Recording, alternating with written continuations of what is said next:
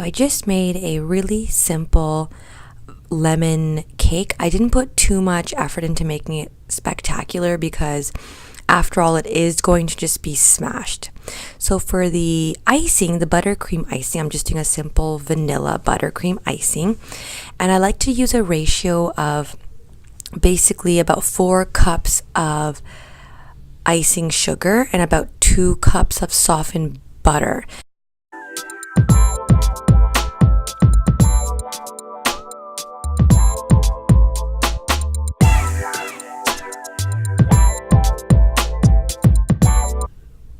This is my co-chef, my sous chef, my little baker. He's just doing little drums on the pots and pans. So when I'm cutting the cake in half, I want to make sure before I lift it that I've separated it completely, or you're going to tear a hole in it. And so I put a thicker icing sugar, meaning less liquid in the middle, because I want it to really hold up well. So I tend to have a bit of a thicker cement-like icing for the middle, just to ensure structural purposes it stays put. When I put the top on, I like to put the dome side down, which you would think would go up, because I want it to be a bit of a flatter surface, like a flatter cake type of look. And I always put that cement like buttercream icing that has less liquid at the bottom, so the cake doesn't move. And I'm going for a mint green theme, so I'm going to mix a little bit of blue and a little bit of yellow to get that really nice mint green color.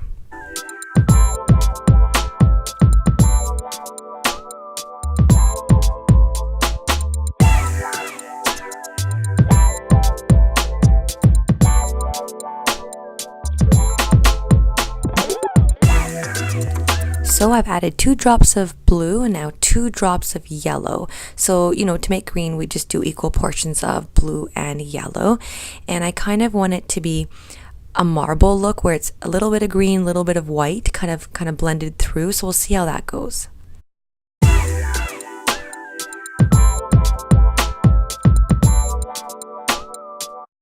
So I'm going to show you what that cement-like icing does for the top, which is basically tears it apart and all the crumbs come out. So this type of texture is good for gluing things, acting like a glue. So like when we glued the cake to the cake board, or when we were putting it in between.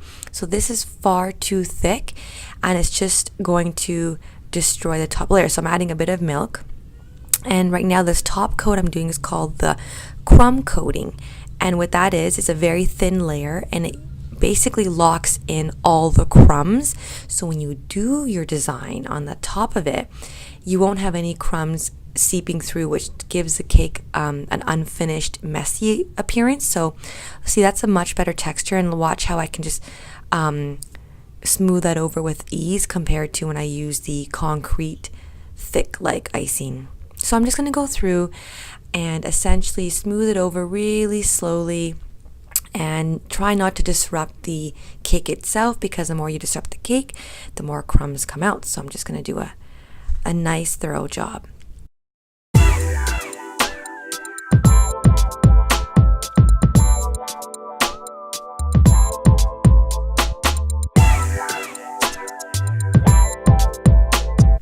A trick to getting all the creases out of the icing is a nice hot glass of water. And you just kind of go over wherever you see a line of icing that you want flattened and flush to the cake. You would spatula over that. So if you see that middle crease right there, and see, it's all gone. So this is a crumb coating, so technically no one's going to see it. But I feel like when I do anything, I'm very, like everybody, I'm very critical of myself, and I will know there's a crease there, so that's not good enough.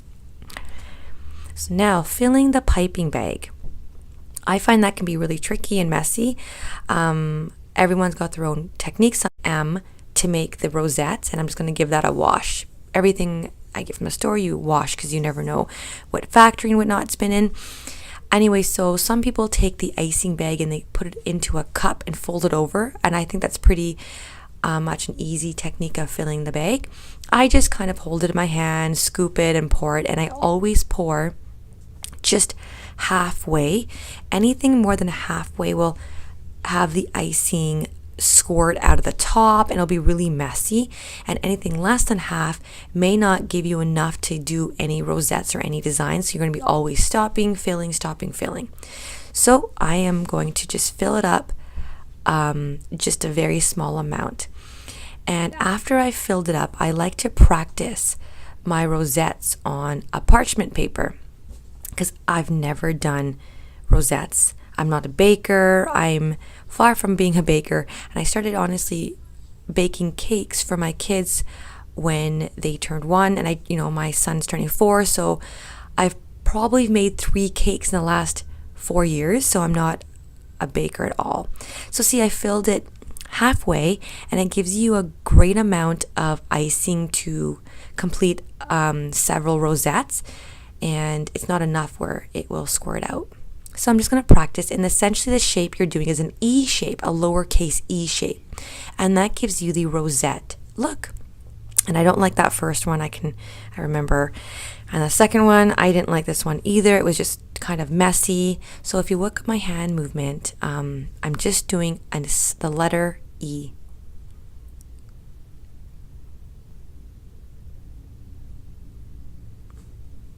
And we have a winner, the last one.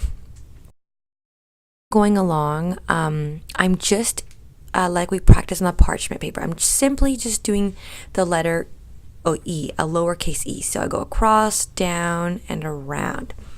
And I kind of leave a bit of a tail at the end, and that's hidden with the next rosette.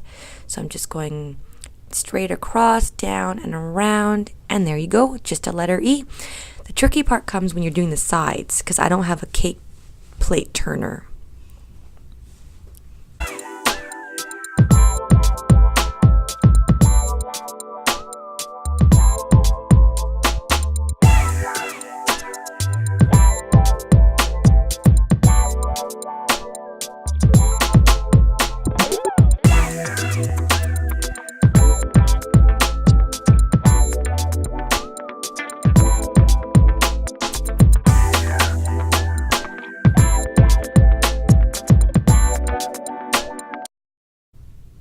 So the side is a bit trickier. If I had a cake turner, like a cake table turner, it would be a lot easier, but I don't. They're kind of expensive in my opinion, but I'm just doing the letter E.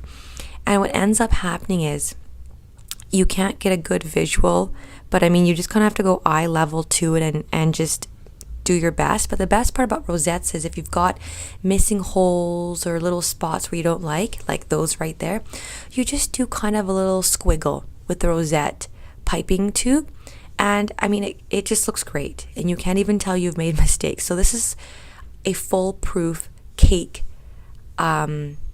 design, and I absolutely love it. And there is a finished product. I love it, and it didn't last for very long.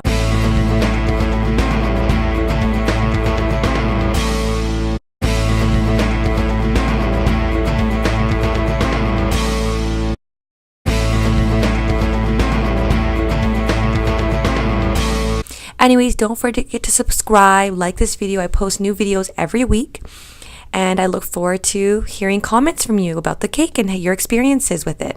Thank you, and have a nice day.